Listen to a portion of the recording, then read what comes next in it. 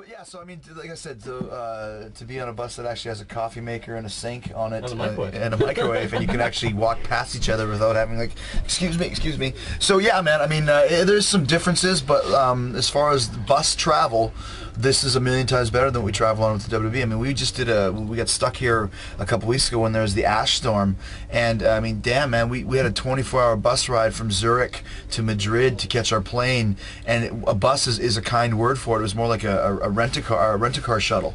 It was more of a shuttle. Like, it was really small, and there was no air conditioning, no food, no drinks, no bathroom. It was the shits. So compared to that, this is like paradise. So there's pros and cons to both.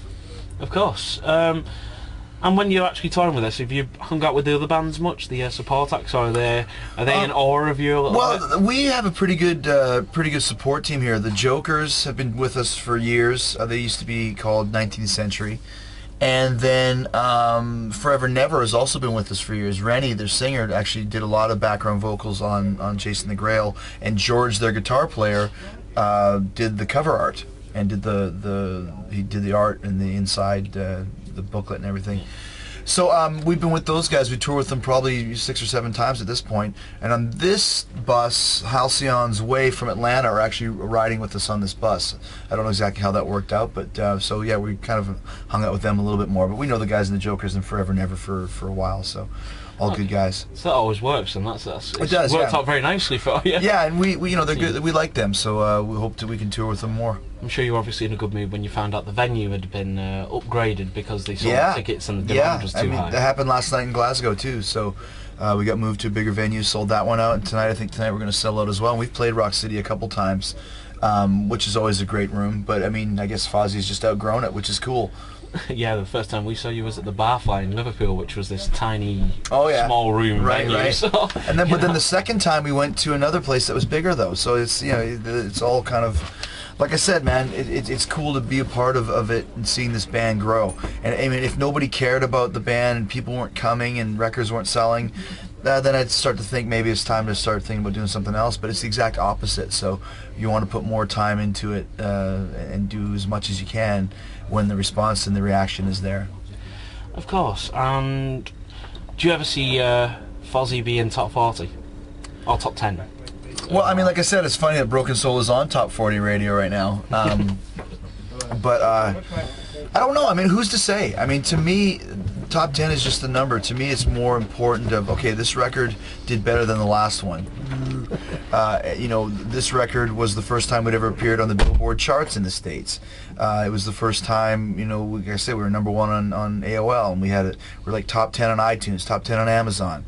But more importantly to me is that there's more fans enjoying the band, more people coming to the gigs, more buzz about the band than there's ever been before. So will we be top 10? Sure, why not? It could happen. But more importantly, I just want to continue to see the band grow. That to me means more than any number you could read on a chart. Truth in that. Absolutely. Well, when was the last time Iron Maiden were top 10? Well, yeah, I think their last record, as funny as it's, I think their last record was the first time they'd ever been in the top 10 after, what, 30 years of, you know, do you think they cared they weren't in the top 10 when they were playing Power Slave and touring the world in front of thousands every night? You know, they finally got that top 10 with Matter of Life and Death. And that's cool, man. I mean, they finally got that in their resume. But do you think Steve Harris gives a shit or Bruce cares? Of course not. They just care that there's 50,000 people in Helsinki when they go there to play. Well, yeah. Well, that's all very. Well, that's it. What festivals have you got planned this year? We kind of had some interesting dips and doodles with the festivals. I think we're going to do Bloodstock this year. We were going to do Download after doing it 5 years ago, but it's, you know, I'm not sure exactly. If it doesn't work out, the good thing is we're planning on coming back to the UK in the fall. So I think it's at the point now that we did these shows here in May.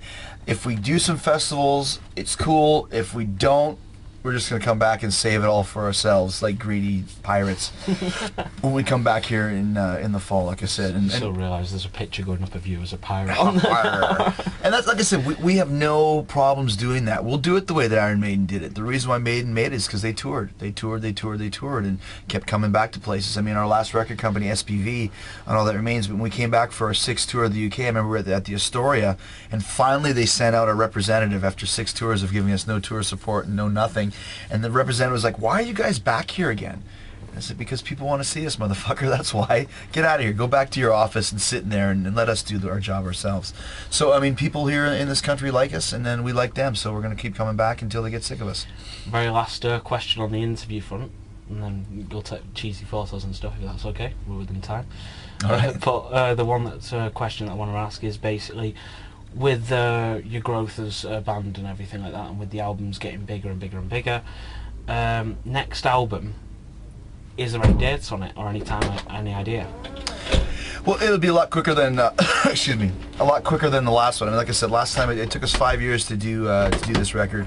And there's a lot of reasons for that, but we wanted to really make a statement, and we did that, and the response has been there. So I think you'll see us back in the studio probably as soon as we're done touring this record. 8 months, 6 months. We already kind of got ideas, and like I said, we want to keep the ball rolling of all the momentum that we have. So fairly soon.